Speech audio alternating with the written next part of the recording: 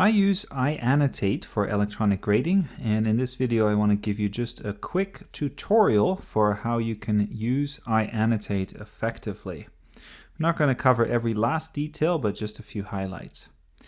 On this screen you'll see that I have a file in my library, and I've just clicked on it to open it. And the first thing to note is that to get back to where we just were, we click in the top left button, or the top left corner, as you can see. And if we click on this orange area itself, we can actually save the file as well. So that gives us a few options. Now, looking on the right side here, we have an option to have a look at the thumbnails. So if we want to see the different pages, this can be very helpful for a larger document.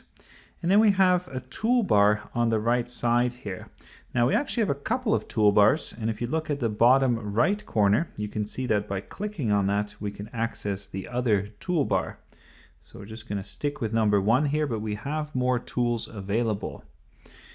If you want to change the toolbar, you go to the toolbox at the very top, you click on it, and now you can change what is on your toolbar by dragging and dropping things.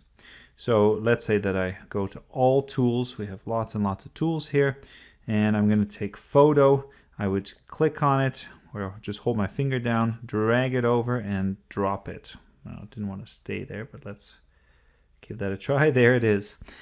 Getting rid of things is a little harder actually. You have to really hold the thing down and then you can move it out of there. So there it is, it's gone. You can also click on the plus at the top, and that allows you to do a whole bunch of things like create your own custom toolbar, but we won't go into that at this point. Let's go through some of my favorite tools next, and these are the main ones I use, so you can really create quite a simple toolbar here. The first one is the pencil, and you can write with that. If you have a stylus, you can use it. You can even write with your fingers. So often you have to kind of zoom in. And I would recommend that if you're going to do a lot of electronic grading, you get the biggest iPad you can, because that makes it a lot easier. You don't have to zoom in and zoom out quite so much. So if you want to write something, you can write, good, check mark, whatever you like. You can undo it if you want, any part of it, so that's very easy. You can also change the color. I'm just going to put this back here, but you can change the color. So I have blue right now. If you're feeling very friendly towards your students, you can use green or something. You can use red if you're a very strict marker. Actually, I do use a lot of red, so maybe that tells you something, I don't know. And once you're done with it, you can click on it, okay, check mark it, and there is our comment. Now, if we click on it again, we have a couple of options. We can actually move it very easily. So we'll move it here. I'm just going to move it to wherever we want it to be. And we can also turn it into a stamp, which is really cool. So if we want to turn this into a stamp, then we would give it a title. Now, the critical thing for creating stamps is that you put a 0 in front of whatever title you're going to give it. And so you could say, 0, and I'm going to call this good. Let's say, here we are. Let's click on check, and there's our stamp. Now we don't see it yet, but if we zoom out here and we click on our stamp function now, which is further down, okay, now if we want to leave a stamp, we click anywhere on the page, and there is our previous or our last stamp. Now this is maybe not the one that we want, so let's just get rid of this here. Oops, there we go. Oop. Went to the wrong place there. Okay, but here's all of our stamps, and you can see that good shows up. The reason we put that 0 again is that your stamps that you create this way, they don't get mixed up with all the preset stamps, because this menu goes on forever and ever, and you're not likely to use them anyways. So just keep your own stamps at the very top. As you can see, you can create longer stamps as well, and I find this very effective, because if there's something that you often mention, then you can just put a stamp and it's very easy to deal with. We'll just delete this for a second here, but that is definitely an option. Okay, so we've covered a couple of tools now, the pencil and the stamp function.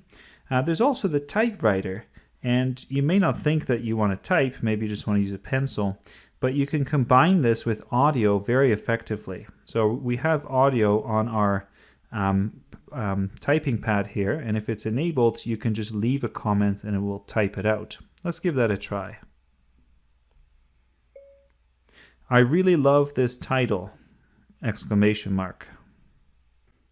All right, well, it normally works, but in this case, because I'm trying to record this on my computer screen, it's taking up too much memory. But you'll just have to take my word for it that this is a great option.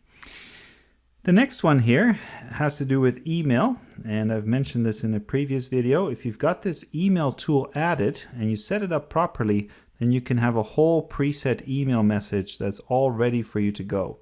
And then you can change the title a little bit and just add the email address of the recipient, and then you're good to go. So that can be very effective. And the last one that I want to mention is the sound clip. So here's the sound clip. And last time it didn't work so well with the typewriter, but let's give this another try. So we're going to add a sound clip here, and let's just click anywhere. And now we can record our voice. It should be recording our voice at this point, and then we can play it back in a moment. Now let's see if this worked. And now we can record our voice. It should be recording. Okay, you can hear that it did work, so that time it wasn't a problem. Those are some of the best options out there, and the audio I think is the best part of all, because instead of having to write copious amounts of comments and get a really sore wrist at the end writing those final comments, you can just leave an audio comment and you have a chance to really say what's on your mind, to go into more depth about your opinion and your perspective. And I think students definitely appreciate that. I tend to leave the final comment at the very top here. So it's actually the first thing that a student would see. And then I would often put a box around it as well. So, you know, if I just go like that, then the student is going to know that that icon is there. Because sometimes the icons don't show up when you don't open the document properly. And so at least then the student knows, oh, there should be an icon there, or that there's something missing when I've downloaded this incorrectly. Another thing you can do, if you have multiple icons, you can number them, 1, 2, 3, and so on, just so the student has a clear idea of what the order is.